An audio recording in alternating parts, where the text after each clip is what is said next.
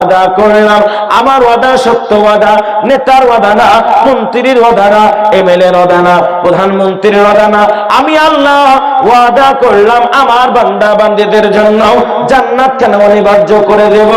জোরে বলা যায় না একবার সুবহানাল্লাহ, নারে তাকবীর। আমার ভাইরা, আপনাদেরকে কষ্ট হচ্ছে? কলিজার টুকরা নয়নের পুতুলি আমার আব্বা। এই জন্য আল্লাহর নবীজি বললেন, দুনিয়ার বুকে এমন একটা আমল আছে যে আমলটা করলে পারে আমার আল্লাহ খুশি হয়ে যায়। আল্লাহর নবীর সাহাবারা হাদিস শরীফের মধ্যে বললেন, হুজুর গো বলুন বলুন কি এমন আমল আছে যার মাধ্যমে আল্লাহর নৈকট্যখানা হাসিল করা যায়? নবী আমার বললেন, নামাজ হলো জান্নাতের চাবিকাঠি। আপনাদেরকে প্রথমে বলছিলাম ওই যে বাইতুল মুকাদ্দাসের কথা। আল্লাহর নবীজি ওইখান থেকে ঊর্ধ্বগমন যখন করে, নবী আমার আল্লাহর সঙ্গে দেখা করে। প্রথম আসমানে যখন যায় আদম নবী পয়গম্বরের সঙ্গে দেখা হয়। দ্বিতীয় আসমানে যখন যায় ঈসা নবী পয়গম্বরের সঙ্গে দেখা হয়। এমন করে আপনার সপ্তপাক আসমানের উপরে মুসা নবী পয়গম্বরের সঙ্গে দেখা হয়। বলে বলে নবীজি কোথায় আপনি যাচ্ছেন? বলে আল্লাহর সঙ্গে দিদার করতে। আল্লাহর কাছে যখন চলে যায়, আল্লাহ রাব্বুল আলামিন জান্নাত দেখালেন, জাহান্নাম দেখালেন। নবীকে সব কিছু ঘুরে ঘুরে যখন দেখালেন, নবীজি আমার দেখতে পেলেন ওই জাহান্নামের ভিতরে অধিকাংশ নারীরা যেন জীবন যাপন করে, আর জান্নাতের ভিতরে অধিকাংশ পুরুষেরা জীবন যাপন করে। আমার আব্বা জানেরা, সংক্ষেপে আপনাদেরকে জানাবো কেন নামাজ এত গুরুত্বপূর্ণ আমল, কেন নামাজের গুরুত্ব এত বেশি। আল্লাহর নবীজি আল্লাহর কাছে যখন আসে, আল্লাহ বলে, দোস্ত আমার কাছে এসেছো, কি তুমি নিয়ে এসেছো? বলে নবীজি আমার কাছে আসার পরে কি তুমি নিয়ে আসলে? আমার আল্লাহর কাছে আল্লাহর নবী বলে, ওগো রব্বুল আলামিন, আমি আপনার কাছে তেমন কোনো জিনিস নিয়ে আসতে পারি নাই, কিন্তু আমার আল্লাহ আমি আপনার কাছে নিয়ে এসেছি আত্তাহিয়াতু লিল্লাহি ওয়াস সালাওয়াতু ওয়াত তাইয়্যিবাতু। ওগো আমার আল্লাহ, আমি আপনার কাছে আত্মা নিয়ে এসেছি। আল্লাহর সঙ্গে কথোপকথন হয়, এমত অবস্থাতে আমার আল্লাহ ডাক দিয়ে বলে, ও দোস্ত, আমার কাছে যখন আজকে তুমি এসেছো, আমার একটা উপহার তোমাকে দিয়ে দিলাম। আমার উপহারটা নিয়ে তুমি জমিনে যাও। আমার উপহারখানা হলো, আমি তোমার উম্মত উম্মতানির ভিতরে, আমি তোমার উম্মত উম্মতানির মধ্যে একটা নয়, দুইটা নয়, দৈনন্দিনের 50 ওয়াক্তের নামাজকে অপরিহার্য করে দিলাম। জোরে বলা যায় না সুবহানাল্লাহ। 50 ওয়াক্তের নামাজ, 5 ওয়াক্তে আমরা পড়ি না, 50 ওয়াক্তের নামাজ দান করলাম। নবী আমার খুশি মনে চলে আসছে।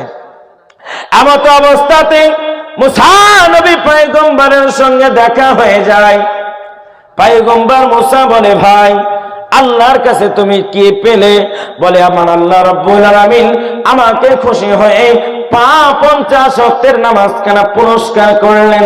পয়গম্বর মুসা বললেন, দোস্ত না না না, ও নবী গো, আপনার উম্মত গুলো সব থেকে আপনার অন্যায় করবে, আপনার উম্মত গুলো দুনিয়ার বুকে ফাসাদ করবে, আপনার উম্মত গুলো সব থেকে বেশি কম হায়াত পাবে, আপনার উম্মত গুলি শিরিক করবে বেশি পরিমাণে। না না না না না নবীজি না, আপনি আপনার আল্লাহর কাছে ফিরে যান। আপনার উম্মত 50 ওয়াক্তের নামাজ পড়তে পারবে না।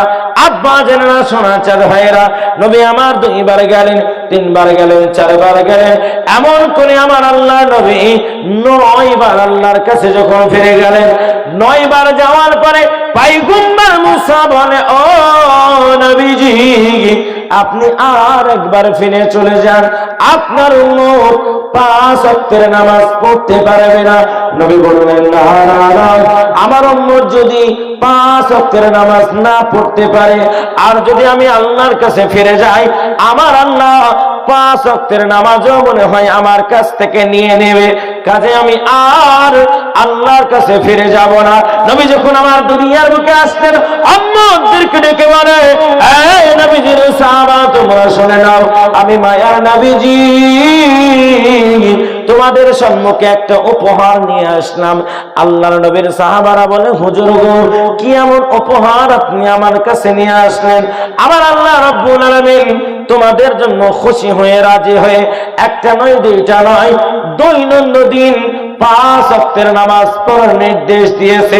উম্মতগুলি যখন 5 ওয়াক্ত নামাজ পড়বে, আমার আল্লাহ তাআলা জিবরিল আমিনের মাধ্যম দিয়ে বলে, দোস্ত আপনি শুনেন, আপনার উম্মতগুলি কম হায়াত পাবে, আপনার উম্মতগুলি বেশি গুনাহ করবে, আপনার উম্মতগুলি বেশি শিরক করবে, কিন্তু নবীজি আপনার উম্মতের মধ্যে থেকে আপনার উম্মতগুলি যদি 5 ওয়াক্তের নামাজ আদায় করে, আমি আল্লাহ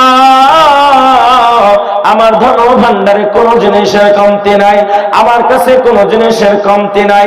আমি আল্লাহ 5 ওয়াক্ত নামাজ পড়ার কারণে আপনার উম্মতের আমল নামাতে 50 ওয়াক্ত নামাজের নেকি খানা দিয়ে দেব। জোরে বলা যায় না সুবহানাল্লাহ? আল্লাহর নবীজি বললেন, দুনিয়ার বুকে এমন একটা আমল আছে, আপনার মুসলিম শরীফের প্রথম খণ্ড 170 নম্বর পৃষ্ঠার মধ্যে একটা হাদিস আছে। আল্লাহর নবীজি বললেন, বান্দা যখন যায় নামাজের মধ্যে দাঁড়িয়ে যায়, দুনিয়ার সমস্ত কাজকে যখন বান্দা ফেলে দেয়, যায় নামাজের দিকে দাঁড়িয়ে দুইখানা হাতকে যখন বান্দা প্রসারিত করে, বান্দার দুইখানা হাতকে প্রসারিত করার সঙ্গে সঙ্গে আমার আল্লাহ পাক আল্লাহ তাআলা ফেরেশতাদেরকে ডাক দিয়ে বলে, ওই আমার আসমানের ফেরেশতারা, তোমরা শুনে নাও, আমার বান্দা আমার কাছে দুইখানা হাত ভিক্ষুকের মতন প্রসারিত করলো। যখন বান্দা বলে আলহামদুলিল্লাহি রাব্বিল আলামিন, আমার আল্লাহ তাআলা ফেরেশতাদেরকে ডাক দিয়ে বলে, ওগো আমার আসমানের অজ্ঞভাগী ফেরেশতারা, আমি আল্লাহ তাআলা জানিয়ে দিলাম, আমার বান্দা বান্দীগুলি আমার শ্রেষ্ঠত্বকে প্রকাশ করেছে, আমার শুকরিয়াকে আদায় করেছে। বান্দা যখন বলে আর রহমানির রহিম, আমার আল্লাহ রাব্বুল আলামিন ফেরেশতাদেরকে ডেকে বলে, আমার বান্দা বান্দীগুলি আমার মহত্বকে প্রকাশ করেছে। এমন করে বান্দা যখন গায়রিল মাগদুবি আলাইহিম ওয়ালাদ-দাল্লিন পর্যন্ত নামাজের মধ্যে বলে, আমার আল্লাহ ফেরেশতাদেরকে ডাক দিয়ে বলে, ফেরেশতারা আমার বান্দা বান্দীগুলো যা কিছু চাইলো, তোমাদের আমিনের সঙ্গে বান্দার আমিনটা যদি মিলে যায়, আমি আল্লাহ বান্দার জীবনের সমস্ত গুনাহখানাকে মাফ করে দিলাম। জোরে বলুন একবার সুবহানাল্লাহ। আল্লাহর নবীজি বললেন, নামাজ ছাড়া জান্নাতের চাবিখানা খুলবে না। আমার আব্বা জানেরা, সোনার চার ভাইরা, মর্মান্তিক একটা ঘটনা আপনাদের কাছে শোনাবো, গভীর মনোযোগ দিয়ে শুনবেন। আজকে আপনার বাড়িতে টাকার অভাব নাই, আপনার বাড়িতে পয়সার অভাব নাই, আপনার বাড়িতে জমি জায়গা অট্টালিকার অভাব নাই, কিন্তু নবীদের সাহাবাদের টাকা ছিল না, পয়সা ছিল না, জমি জায়গা অট্টালিকা ছিল না রে বাবা, কিন্তু ইমানের দিক দিয়ে তারা সব থেকে পাকা ছিল। নবীজির এই লোকন একজন সাহাবা, নামটা তার হযরতে আব্দুল্লাহ আনসারী রাদিয়াল্লাহু তাআলা আনহু। আল্লাহর নবী যখন ডাক দিয়ে বললেন, নামাজ ছাড়া জান্নাতের চাবি খুলবে না, আল্লাহর নবীর সাহাবা হযরতে আব্দুল্লাহ আনসারী বাড়ির মধ্যে চলে গেলেন। বাড়ির মধ্যে যাওয়ার পরে বিবিকে ডাক দিয়ে বলেন, ওগো প্রাণের বিবি, আল্লাহর নবীজি জানিয়েছেন নামাজ ছাড়া জান্নাতের চাবিখানা খুলবে না, আজ থেকে আমরা কোনদিন নামাজ কেন ছাড়বো না। বিবি বলল, স্বামী গো, আপনি যদি রাজি থাকেন আমার কোনো অসুবিধা হবে না, কিন্তু নবীজির সাহাবা সবার শেষে মসজিদের মধ্যে আসে আর সবার আগে মসজিদ থেকে চলে যায়। আল্লাহর নবীর সাহাবাদের মধ্যে থেকে কথা উঠে আসলো, কেন হযরতে আব্দুল্লাহ আনসারী সবার শেষে মসজিদে আসে আর কেন সবার আগে মসজিদের মধ্যে চলে যায়?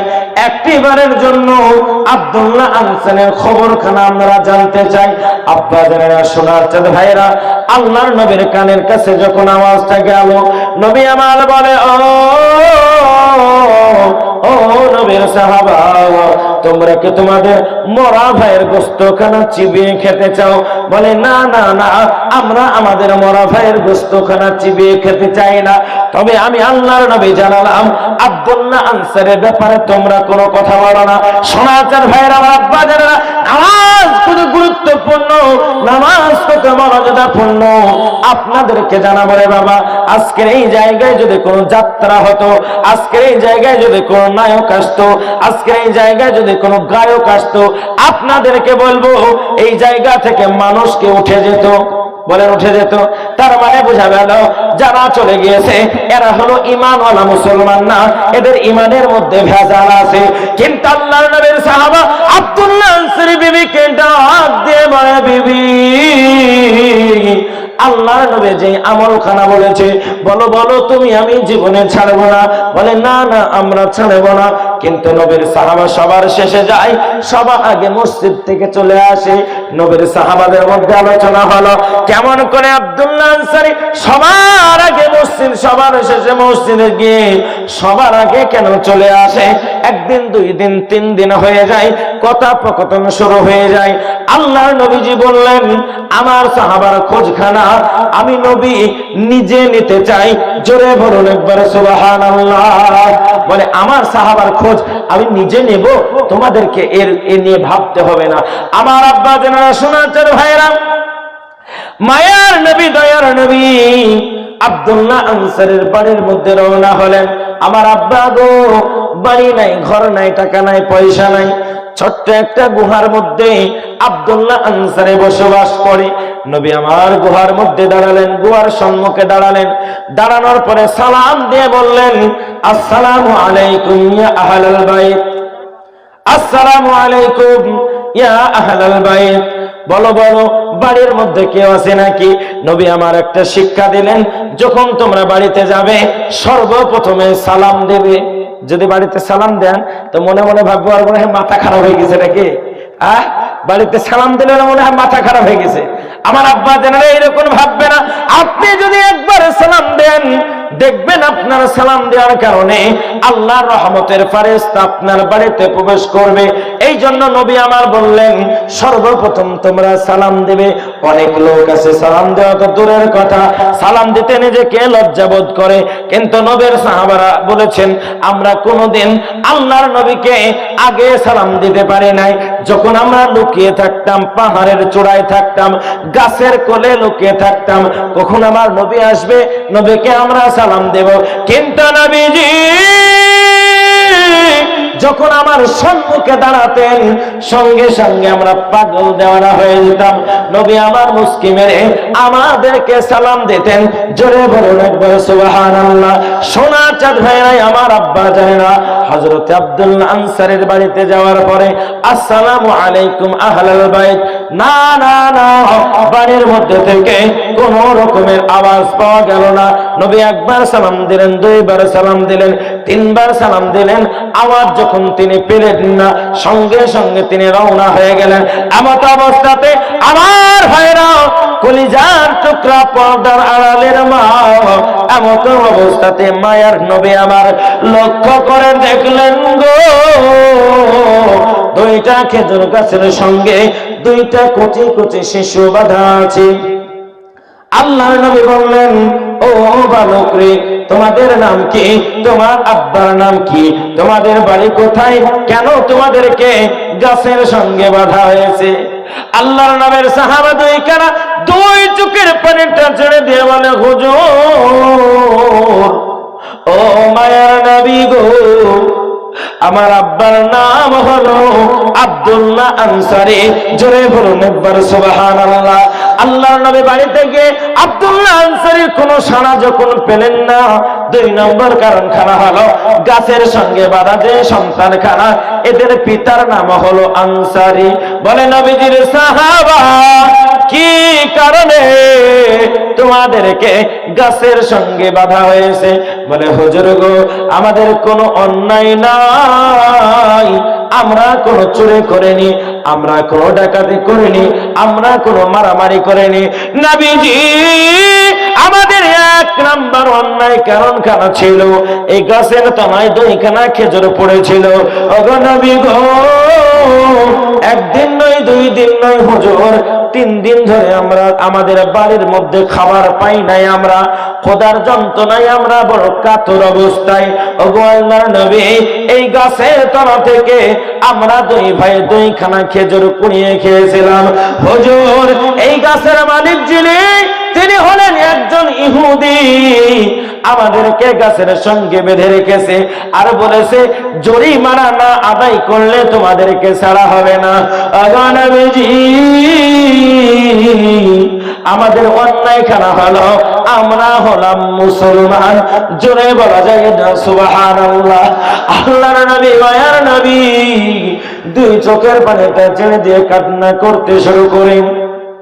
এমত অবস্থায় নবীর যখন কান্না শুরু হয়ে যায়, নবী আমার নবীজি যখন রওনা হতে শুরু করলেন, পেছন থেকে আব্দুল্লাহ আনসারী ডাকতে পারে না। যদি ডাকি নবীকে আমার পেছন থেকে ডাকা হবে। হযরত আব্দুল্লাহ আনসারী অনেক দূর থেকে পায়ের কদমের ধাপগুলা জমিনের উপরে জোরে জোরে ফেলতে লাগলেন। আল্লাহর নবীজি পেছন দিয়ে তাকিয়ে দেখে গো, ওই অনেক দূরের মধ্যে একটা লোক যেন নবীর কাছে ছুটে আসে। আল্লাহর নবীজি বলল, কে গো, কে তুমি? বলে, হুজুর গো, যার জন্য আপনি এত দূর সফর করেছেন আমি হলাম ওই হতভাগা, আমি হলাম আব্দুল্লাহ আনসারী। জোরে বলা যায় না সুবহানাল্লাহ। আল্লাহর নবীজি বললেন, আনসারী রে, তুমি আমার সঙ্গে দেখা করবে। আব্বা জানেরা, সোনার চাঁদ ভাইরা, নবী আমার ভরা কান্ত হৃদয়ে চলে গেলেন। এই চোখের পানিটা ছেড়ে দিয়ে কান্না করে।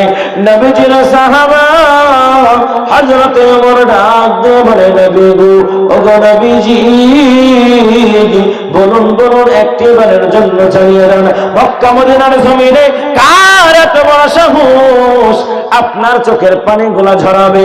নবী গো, একটিবারের জন্য বলুন, তার গর্দানটা আলাদা করে দেব। আল্লাহর নবী বললেন, আমার আজকে আমার চোখের পানি তুমি মুছাতে পারবে না। আল্লাহর নবী যেন সাহাবা ওমর বললেন, হুজুর গো, আমি ওমর আমার মনের মধ্যে কত আশা ছিল আপনার চোখের পানি খানা মুছাবো। না না না, আমার চোখের পানি আজকে তুমি মুছাতে পারবে না।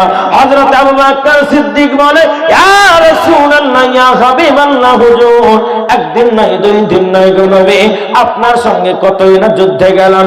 একবার ডাক দিয়েছিলেন, 6 মাস পর্যন্ত বিছানায় ঘুমাইনি। ওগো নবীজি, আপনার জন্য সাপের বিষ দংশন করেছে। ওগো নবীজি, আপনার জন্য জান দিব, মাল দিব, প্রয়োজনে আমি আবু বকর জীবন দিতে রাজি আছি। একটিবারের জন্য আপনার চোখের পানিটা মুছাতে চাই। আল্লাহর নবী বললেন, আবু বকর, ও আবু বকর, আমার চোখের পানি তুমি মুছাতে পারবে না। আল্লাহর নবী আবু বকরকেও কিন্তু ডাকলেন না। সোনা মানিকের আমার আব্বা জেনেরা, এমন অবস্থায় নবী আমার হযরতে ওসমান ইবনে আফফান রাদিয়াল্লাহু তাআলা আনহুকে ডাক দিয়ে বললেন, আরে ওসমান, আমার ওসমান কই? ওসমানকে কেন আমি দেখতে পাই না? আব্বা জানেরা, সোনার চাঁদ ভাইরা, হযরতে ওসমান ইবনে আফফান রাদিয়াল্লাহু তাআলা আনহু দুই চোখের পানিটা ছেড়ে দিয়ে কাটা কবিতরের মতন ছটফট করতে করতে বলে, হুজুর, আমি ওসমান আপনার জন্য জীবন দিতে রাজি আছি। নবী গো,